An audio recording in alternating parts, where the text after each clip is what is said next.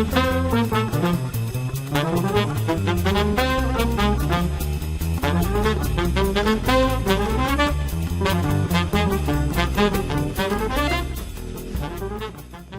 to Business Brains and the Bottom Line. My name is Paul Delegro, your host, and my guest today is Rico Corrubia. Welcome back to the show, Rico.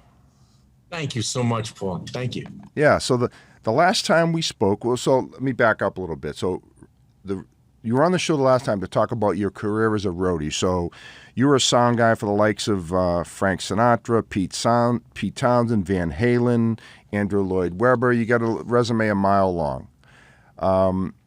So you're back to working again. Where are you right now? You're sitting in front of a soundboard. What's going on there? Well, right now, a protege of mine runs this big club in New York City. It seats about 4,000 people. Well, standing 4,000 and seated, called Terminal 5. So he built this gorgeous $2 million sound system for here. Acts come through here. It's a fantastic place. So I'm sitting at the monitor console. It's nice to get behind. To be honest with you, it's been a while to actually sit behind faders, to actually control things. Yeah. What I got left, I could do a bit of it. Sure. I wish I had my hand. Unfortunately, I had to leave it at home. We're getting. I have a left hand. I do have a left. Exciting news is 2 days ago, because insurance wanted to know why I needed a right hand, because the right hand costs 150 G's to get the one that is basically bionic or biomechanical. It actually ties into your nervous system. Sure. You can do all these delicate moves. But as soon as Aetna sees the insurance bill of 150 grand, I don't mind saying that. Yeah. They go, do you really need that? Yeah. Are you crazy? This is what I have left. Yeah. So for the folks out there that are listening and not watching, as you can see, Rico had lost some fingers. He had a health situation where he had to get fingers amputated. And, obviously being a sound guy, not having fingers, a little bit tough, right? That's your lifeblood. Yes. And I lost, I had size 13 and a half feet. I still have the sneakers that size, but my feet are now 6 inches. They made me little beanie bag alien feet. The guys at University of Pennsylvania, they saved my feet. So that's awesome. I'll tell you, Rico, this is the one, I said this to before and I'll say it again. I love people's stories. Everyone has a story in life. And I love your attitude. Anyone else, I'd say anyone else, a majority of people would just feel sorry for themselves and just, get in the fetal position in the corner and cry. But, you're just moving on. I love it. Yeah, I don't know how to do that. And I want to help. I want to talk to other people. There's doctors at UPenn. Yeah. That because of COVID, a lot of people, they were using this medicine on because when their heart fell off a cliff, and this medicine takes away your extremities, but it keeps your brain alive and it keeps things going until they can figure out how to keep you alive. I think the choice was either death or what you have today, I think, right? It's the choice. So I took it. It's fine. Yeah. No, you got a great attitude. I like I said, I'm always inspired by people that are fighters and that just keep moving on and look at the positive, not the negatives, right? It's easy to look at the negatives every day. We all fall victim to it. So. Yeah, and you learn something like, I don't know if I said this before, but I really don't. There's a lot of the small shit I used to really sweat. I don't do it anymore. Yeah, going through what you've gone through, I see why. So, well, what have you been up to lately? You're at the studio tonight. So what's been new in your world? Well, basically, getting back to work a little more now that the world is opening up of touring. Yeah. I'm into, putting things together. There's a cool project I'm helping out on. That's kind of a modern version. The famous opera singer. What a wild and wonderful guy, the Luciano Pavarotti. Yeah. So I'm helping this director who I found in Australia when he was 20 years old working as an animator. And I got him, I helped get him an agent. He actually has done amazing things. And he directed Hugh Jackman in The Greatest Showman. Now he's working with these amazing musicians that are going to make this updated, wonderful story about Pavarotti's life. So they're in London. So I'm actually helping him. I would love to help with the sound and make it as realistic and immersive as possible. Yeah. The show's really technically innovative. And so I've been talking about, because I'm from New York, he played at the Met, but he went out with the stage crew. He hung with the stage crew. He's like the the blue collar us, the regular work opera guy. And there's nothing. It's so hard without him being around. He's so amazing. So I'm working on that. Yeah. And then there's a guy named Donny Osmond, and they just called me because some other company, the gear they couldn't get the gear there in time, and the company I'm working for, I got it there in 2 days, and he called me, and he's just so happy because he's doing a new residency in Las Vegas. Donny Osmond, nice. Donny Osmond, and he's a consummate musician. Regardless, it's your taste of music, but everything he does is wonderful. The guy has a brilliant voice, so I'm doing that. And just carrying on, just hoping for. And there's another. You ever see the Buena Vista Social Club about Cuban music? It was about 20 years ago. I'm not sure. Ringing a bell, Rico. I can't really say.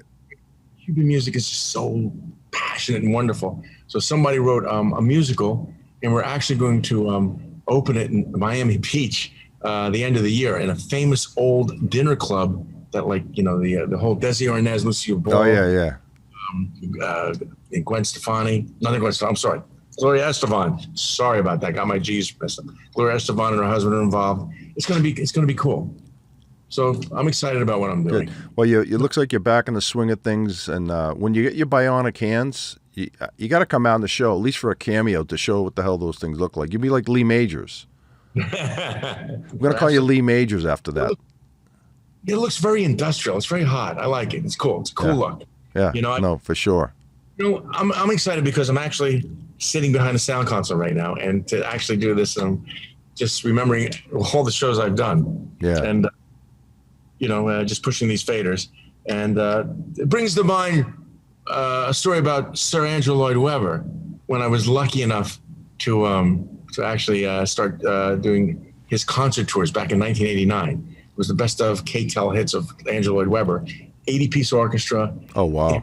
And wife, Sarah Brightman, who was the Christina in Phantom, and then Michael Crawford, who was the Phantom. And I got the gig. And that was really, it was really from my experience doing arenas with an orchestra with Sinatra, because that's a whole different sound environment to have a full orchestra. Yep. And back then, the gear was very different. It was hard. So that really worked out well. But Andrew used to like to come to the show with a glass of Pinot with him. There you go. You come to the show and listen. You have all the strings on all these faders here, and you sit there and really all these faders. It's just I'm giving a little sound lesson. Will be controlled by maybe this fader and this fader here as high strings and low strings. So he'd always, because he loves the sound of his orchestral strings and the way he designed them. So he'd sit here. You see this little you're mixing. You see this little finger coming up, and he's pushing these faders, but he's pushing them in the feedback like. We're at Radio City, and I was going crazy. I go, Andrew, stop. But we had to figure out something. So every time he pushed him up, we just start pulling him down over here. So he had no idea. He's going, why aren't they getting louder? I go, I don't know, Andrew. Those are the wonders of mixing with an artist like that. You make it so he thinks he's controlling it, but he's not. So that was quite funny. We did that a lot of places, but. Yeah. So hey, since the last time we spoke, I've learned a few interesting things about you, by the way. Okay. All good, by the way. So I heard that your father was how do I say it? He was in the car business, and he was selling to some undesirables. Should I say it that way, or desirables, depending on how you look at it? Passionate people. Tell us about that one. Family. Let's hear about. It's the Jersey Shore, Asbury Park. Growing up there, God bless him. He basically worked out. He worked up from selling used cars at his first used car lot, and he was working his way up the chain to get to where he got to in the late '60s, which was a Cadillac dealer in Toms River, New Jersey. That's when Cadillacs were Cadillacs. Pardon me? That's when Cadillacs were Cadillacs. I mean that. You've made it if you drove a Cadillac back in those days. And I have a little dad room where he's sitting there. They put him in all the newspapers. Young Lucas Corrubia becomes a Cadillac dealer in Toms River, New Jersey. It's just such an honor. Opening night, big party, everybody there, and basically doctors and friends of ours that we're talking about love their Cadillacs. Yeah. Okay.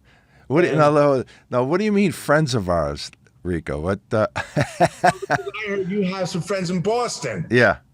I know there's a very popular movie I love about those type of friends, and of an Irish descent, I think.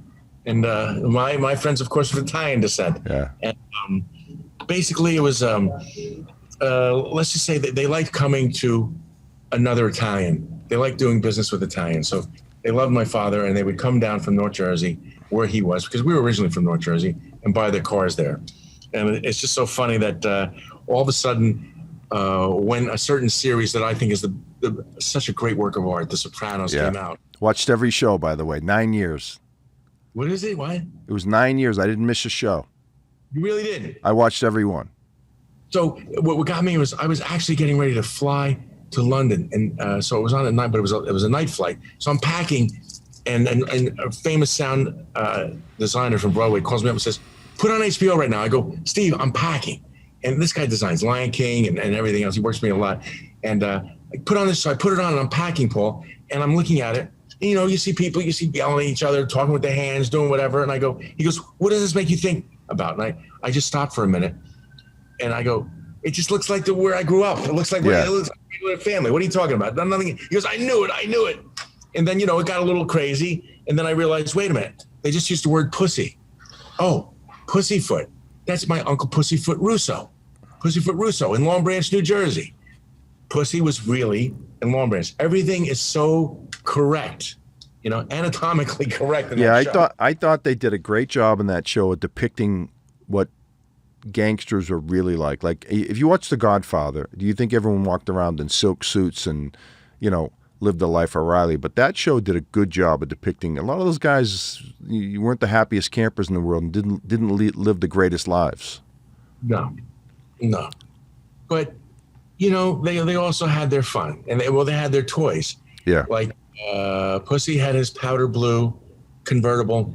Best car was this 1967 powder blue Coupe de Ville that we would always deliver to Long Branch, New Jersey. Yeah, because my father and I would deliver it with my little brother sometime because the rides were there. Yeah, and go to his condo. And he was there with a certain person that kind of took care of him. So when my father would have to have a little meeting with him, he would say, "Hey, Uncle Louie the Killer is going to take you out for a Max hot dog." Me and my brothers laugh to this day. We go, "Yay!" Because I'm young. "Yay, Uncle Louie the Killer!" Louis Farina was his name. He'd go, come on, kids." And he'd take us for a hot dog, a Max's hot dog, which is much better than Nathan's. They're boiled big dogs. And then he'd take us on the rides. Nice. And we just, "Uncle Louie the Killer, thank you so much." We had no idea. Yeah. But that's what to call him. Uncle Louie the Killer. What a sweetheart. Love that man. What a name. And But all those guys, everyone had nicknames. Every guy had a nickname back in those days. Absolutely. The plumber, everybody was somebody, Yeah. And the best thing is like I told you, that year car. So we're taking it back to him. Now, someone in 1969 who was at the top had passed away, but they came to my father for the funeral. They wanted nothing but Cadillacs. And on all those Cadillacs were our dealer plate. So that was for everybody in the funeral procession, right? Nice. So after that, we're in the car delivering his car, and it was like we're getting pulled over, we're getting honked at, and I look, and it's like a 1969, Dodge Imperial, the good old Chrysler Imperial, black. And then all of a sudden, these two guys get out. It looked like Men in Black. They come up to the car and they go, "FBI," and we're like, and I'm there at, I was like 12 years old then or whatever, going, "Oh wow." And they go, "Why are you in Mr. Anthony Russo's car?" My father goes, "Well, I'm the dealer. We're actually delivering. We just serviced the car." So, okay, really? And they just basically went all around the car, did everything. And I go, "Dad, what's this about?" The FBI pulled us over, right? And the way I was going to dovetail into, after that funeral of this person, they took pictures. So all my father's customers that bought Cadillacs from him, the doctors, the lawyers, whatever, they drove in one of our cars, our loaner cars with our dealer plates. They got pulled over by the FBI. My father, they're going, "What's going on?" And my father's going, "What are they doing to me?" So he actually had to go to FBI Central in Newark, New Jersey, and explain, "I sell cars. They used our cars. I let them have the cars for their procession because they buy so many cars from me. So this is the kind of thing that happens, you know, and it was kind of cool. Yeah. Well, it was cool and it was interesting, and we got our kicks. And lead me on to another question about that. Well, your father ended up he owned a Cadillac dealership, right? Yeah, no, yeah, he became a Cadillac dealer. Right. I mean, he worked his way up and ended up owning a Cadillac dealership. Yes. And so what happened was, as I said, they would love to buy their cars from us. So here's something that I found over COVID. There was one point in my life when I went to college in New York, and he says, "Listen, you ever go downtown, you go to Little Italy, you get in any trouble, you got to say my spokesman is Palmer and the Little Davy." I go, well, my spokesman is Palmer and the Little Davy. Okay, Dad, I'll say that. You know, so I never really used it for a while. Sure, yeah. But as you know, but only because I didn't know when I was going to use it, because I didn't run with wise guys, you know. Right. But when I was doing a certain Eliza Minnelli concert at Carnegie Hall it was Sinatra's management, Chili Rizzo, if you know that name. Oh, yeah. So the whole management. So we're going out to this late night restaurant in Little Italy. The crew sits at one table. They took us out. They sit at their table. And this is a great I-Great across from Umberto's Clam House. We know what happened there. So we're eating there, and all of a sudden, I don't know, we were just laughing too hard. So some guys came up to me and said, "Hey, keep it down over here. Why don't you keep it down?" I go, "Okay, you know, we'll keep it down." I mean, you know, so hey, don't get smart with me, kid. You want to get outside? You want to go outside? I go, no. We're just having dinner here. We're having a late night dinner. What is wrong with you? And this guy just kept on me and gnawing me. And for the first time, I said, wait a minute. 10 years ago, my father said to say, so I'm sitting there with the whole crew, you know, and then Jilly and them are at another table. And I just go, hey, listen. The kid goes, you got a problem with me? We'll step outside. And I go, my spokesman is Palmer and Little Davy. He goes, oh, really? Hey, get these guys some drinks. Really? Davy, huh? Oh, I go, oh my God, it worked. Yeah, saved you. Yeah, I love that swap. Hey, I love you, man. Yeah, have a good. You were about to catch a beating. You know that, right? You got it. I was going to catch a beating. So I actually never looked that up or found. I actually called him and he says, oh, I'm glad it worked. I'm glad it worked, Lucas, because I told him back in the 80s. So what happened was during COVID, I said, just, you know, looking up things because we were sitting at home so much. I go, I want to look up Little Davy. So if you Google Little Davy, you'll see he was known as the drag queen hitman. This guy, when he first started out, and basically, you know, in the 20s and late 30s, when he was young, in his 20s, he would actually dress up as a woman, and that's the way he would like boom, boom, you know, go past his hit and do it, and they couldn't figure it out for a while. Yeah, absolutely. He got caught, but that's the way he did it. And then what happened was later on with the whole, and this is with the Sopranos, the whole gang of them, he was in charge of the hitmen, the contract workers. And they all moved to somewhere close to Tom's River, where my father's car agency was. So I had no idea I came home from college for my summer job that, you know, I met them all because they were all buying Cadillacs from us, right? It was just quite amazing. They were such characters and wonderful characters and taking me out to dinner and whatever else. But it was pretty wild and I met him too. And I had no idea because I just looked at it again and I go, I remember delivering his car. Yeah. I delivered all the time. And my brother just told me, I was telling my brother all this. He goes, don't you remember when, you know, my father's brother, Uncle Julie, Uncle Julie says, you know, your father's really busy tonight, I heard, because they bought like 12 Cadillacs from him. Like, so they were buying like in bulk. They were buying in bulk and we'd ship them up to North Jersey, right? And everybody would get their car. And but they determined the price. We were okay with it. Yeah. Of course. It was fine. And they came in with the brown paper bag with cash, right? That's just it. Because the first thing is, you know, we paid tax and everything on it. We didn't know where the money came. We didn't care where the money. My father said, hey, they paid me money for the cars. Here's all our books, which were all clean. My father was a businessman, and he dealt with them doing business, you know, and it was absolutely fine. And it went down great. And because of that, now I'm going to take, all right, here's the story. So I go to NYU. I mean, this is like out of the movies. So I'm sitting there, and I'm getting an apartment on Bleecker Street. My apartment is really pretty ratty, right? It needed work. So now the first World Trade Centers were being built, right? So I call my dad. I go, Dad, this bathroom is, forget it. I can't do anything in here. He goes, call such and such and such and such. As you know, they've come in the agency. They're on the crew building the World Trade Center. So I called up, 4 trucks pull up. And I look at it, I go, hey, Uncle Joey, how you doing? And I go, that's great. I go, listen, I got a whole day of classes. They go, leave us here. Don't worry about it. You want the bathroom? Look at this kitchen. It's falling apart. The tile's falling apart. Look at the ceiling. So literally we left at like 9 a.m. I left to go do classes. Came back like at 7 p.m. They built me an incredible little apartment, but it was all World Trade Center construction, okay? And I go, but my roommate then just went to me and goes, because he had no idea. He goes, Lucas, are you really connected? I go, I don't know, but this is gorgeous. So I called him. I go, Dad, it was great. He goes, yeah, they told me they took care of you. It's awesome, isn't it? I go, yeah. So it had a really good perk. Yeah, no, it had. You always wanted to be on the right side of those guys, not the wrong side. Oh yeah, absolutely. Yeah. So, hey, I want to pivot here. So again, I've heard a few things about you since our last conversation. Another one is, you didn't tell me last time your cousin is Danny Devito. Yeah. You left that little detail out, my friend. Well, it was really nice.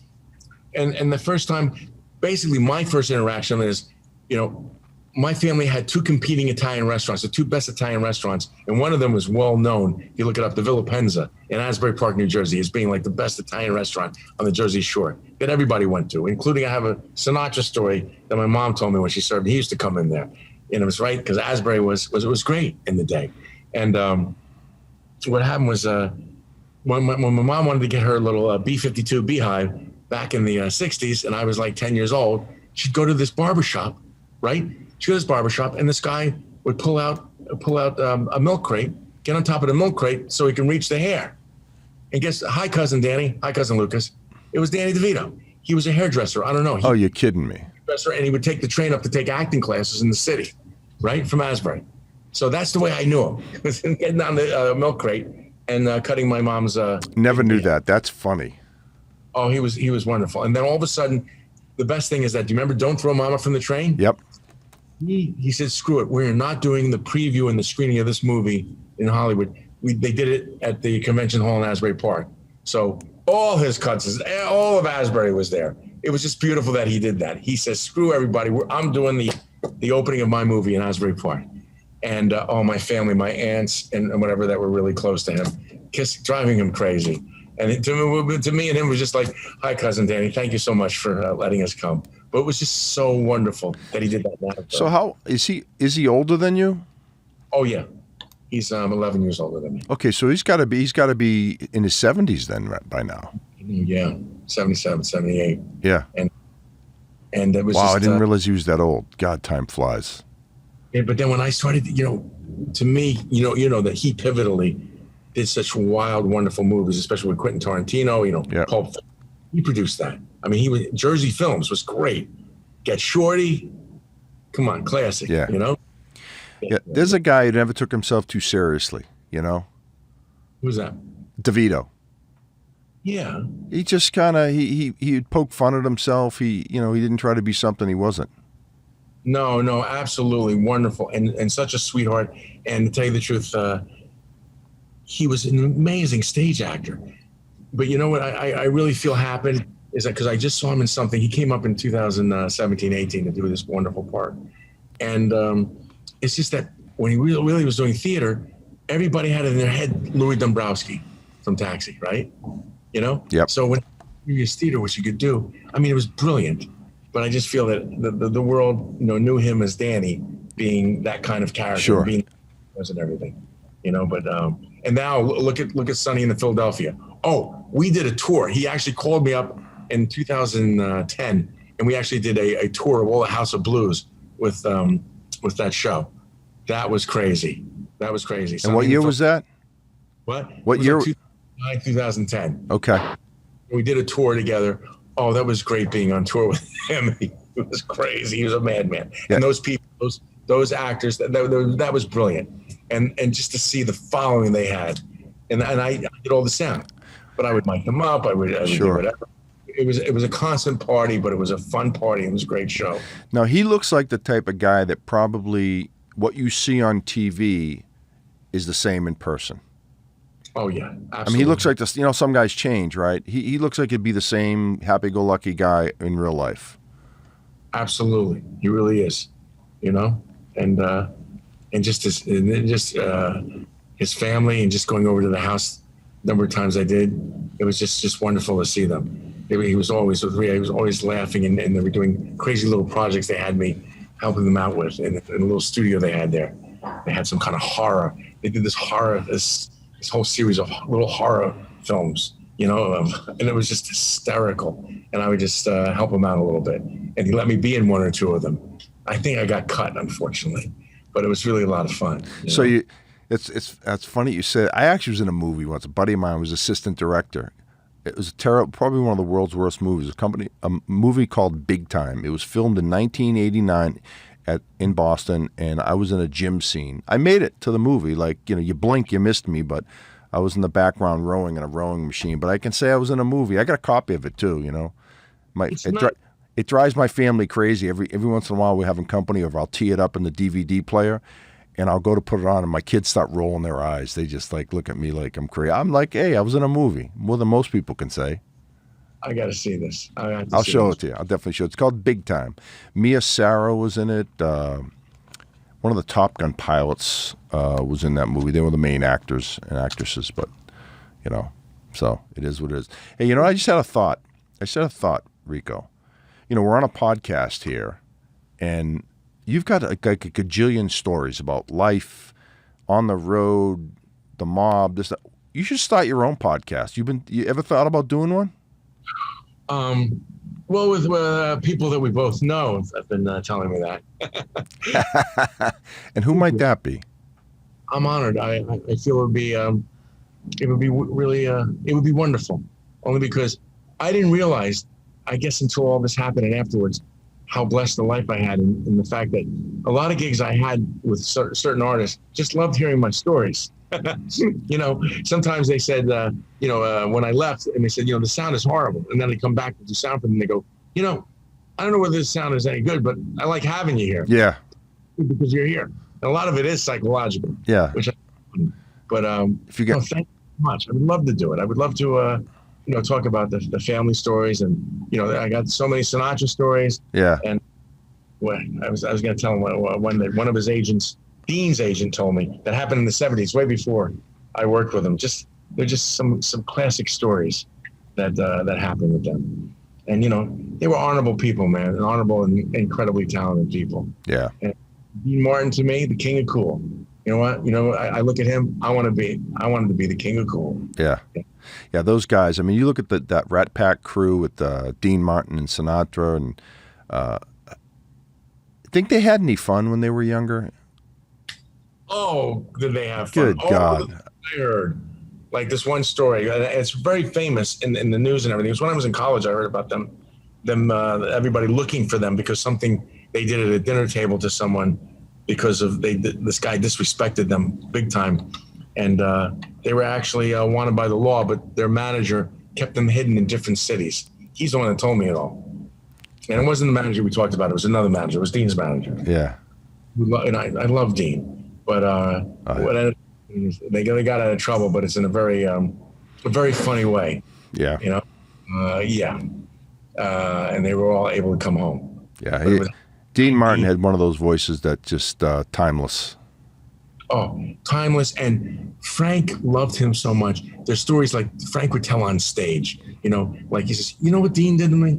So I'm having a party, you know, we're having a big family party outside in the backyard, and Dean's there, but Dean knows that we're going to tee up at 6 a.m. to play golf, right? So all of a sudden, you know, it's 11 p.m., 12 p.m., big deal. It's not that late, and everybody's partying. All of a sudden, the police come over. You know, I think it's Palm Springs or whatever, and they shut down the party because they said the neighbors were complaining. So Dean goes upstairs to his bedrooms, and he looks into in Dean's bedroom and goes, guess what happened? He goes, somebody called up and complained about the noise. Yeah, it was him. There's Dean dressed in his golf clothes with the putter, and he's just throwing up the ball and holding it down. He goes, gee, I wonder who called the police. You did. You called the police on us. Thanks. He goes, hey, we got to tee up at 6 a.m. Come on. Yeah. You know? Oh, the guy was brilliant. They had him with Sammy. They had a blast. Yeah. It was one. Love to be a fly on the wall for those, to be around those guys. And they just looked like they genuinely had fun and were good guys.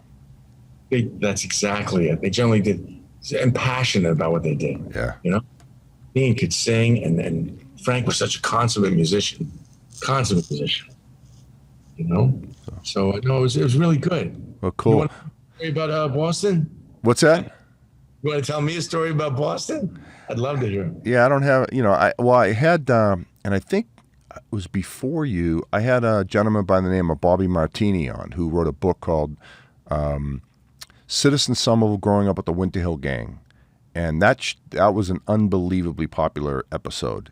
And he talked, his dad was in the Winter Hill Gang, and that was in the town that I grew up in Somerville. So I knew Bobby through those, through growing up. He's a little older than me, but we talked, the whole, Howie Winter and how the Winter Hill Gang started and the Irish gang wars. And one of the myths that, we talked about is the fact that what they always, on the news and on 16, they always called Whitey Bulger the leader of the Winter Hill Gang. And that's so not true. I mean, he never was the leader of that group. Winter Hill Gang was run by 3 guys, Joe McDonald, Howie Winter, and Buddy McLean. Those are the 3 guys that started the Winter Hill Gang in Somerville, Massachusetts. But I don't know. History gets it wrong, I guess. That's in summer. Now, then what's the southeast? South Boston. That's where Whitey Bulger worked out of. So he ran that gang in South Boston. 2 separate gangs. The Mullins, or they're all the Irish guys. Oh, I love it. And then the north end is where the Jerry Angiulo was the mafia don of that family in Boston that were rolled up to Patriarca in Rhode Island. Wow. Yeah. Unbelievable. Yep. We have time for one little story? Go ahead, man. It's your show. You're the guest. Only because somebody brought this up and I couldn't believe it. So there's that whole scene, and I basically am doing sound, but I started doing sound for Broadway. So I'm on the road with one-hit wonders from the 70s, a great little show called Pump Boys and Dinettes. And Henry Grosser wrote a song, one-hit. Nicolette Larson, he wrote Shannon about his dead dog. I don't know if you heard. He was originally with Sha-Na-Na, the band Sha-Na-Na. Yep. It was hysterical. So, and he's from Brooklyn. So he knew, so going around the country and meeting his old friends from the streets in Brooklyn. So what happened was we're in Denver, and all of a sudden we're doing a show, and this guy's backstage. And he's really like that kind of guy but he was that guy, and I kind of mimicked the character. He goes, so Henry goes, this is Lucas. He goes, come here, Lukey. His name was Frankie. Look at my pinky rings. Look at my pinky rings. I go, hi, Frank. That's good. And he had a certain substance that, it was the 80s. So, we had a smelling problem. So there you go. Right? We'll leave it at that. Right? Yeah, so we did that. Right? We did that. So what happened was he takes me to his car, and I'm like, we're all going out. He goes, we're going to go to the house. So we go out to the car, and I go, hey, are there any bodies in this trunk? And even Henry looked at me, and because I had no idea what this guy is. So he goes, that's funny, any bodies in the trunk. Get in the car, let's go. So we go to the guy's house, and we partied with this guy for a while. I had no idea what was going on. And then the next party, we went a little early so we could see. And to get to his house, we went this long road up to the house. And he says, you see that thing there? It looks like a bunker, doesn't it? I go, yeah, it is a bunker. And he goes, I got to bring you down. I'm going to just bring you down. I want to show you the bunker. Oh, boy. He brings me down to the bunker. And he goes, I just got to let you know, I'm not allowed back in New York City. I come back in New York City, I'm dead man. I go, wow, okay. I go, oh, interesting. And he kind of told me why, involved in something that was very famous. And he was kind of involved with it. And I guess the negotiation was, you never can come back to New York. Your family has to fly out. You can never see your family, never see anything. You have to stay out of New York. So he said, fine. So he's there in this bunker. He takes me in, and then he pulls this tarp off an M60. Oh, God. From Vietnam. And he goes, Lukey, look at this. Look at that. They're coming up. If they ever come out here for me, they come up this road. I can see them from 2 miles away. Bah, bah, bah, bah, bah, bah, bah, bah. And I'm just sitting there going, yeah, Frankie, Yeah, I just thought it was just so unbelievable. Hey, he was being prepared. Nothing wrong with that. Oh, that's right. You must go prepared. That was wonderful. I love that guy. I even stayed in touch with him because I just thought he was just a great guy. Always taking us out to dinner. He was big for Denver, Colorado. You know? Yeah, really, unbelievable. That was cool. I had to tell you that story. That's a good one. Yeah, and we go on for hours about your stories, but we don't have hours. We only have a short amount of time here. So, well, I hope you give consideration to starting your own podcast. I really do think I think you'd be good at it, and you got a ton of stories, and it'd be fun. I know I'd listen. That's for sure. Oh, thank you. Because then we have to get into the tour bus. That's a whole other lifestyle. Oh boy, yeah. 35 in the tour bus in close quarters. Yeah. So well, any final thoughts you want to share with the listeners and viewers out there before we sign off? You know, I'm going to say a little story about a friend of mine told me, and one thing, it has to do with, it's kind of a Buddhist term, it's a Buddhist feeling. And so what happened was a dear friend of mine who was doing sound with me, he was very Italian like me, that I had with him. I loved him.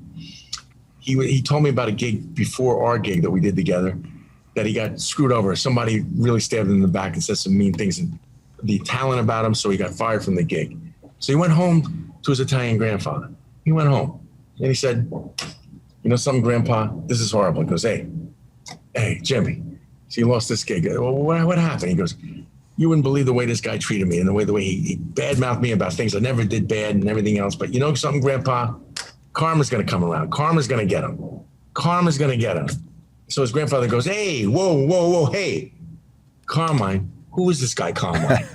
You don't need no Carmine to do your dirty work. So I'm going to leave the audience. Bada bing. This Uncle Carmine. There you go. All right.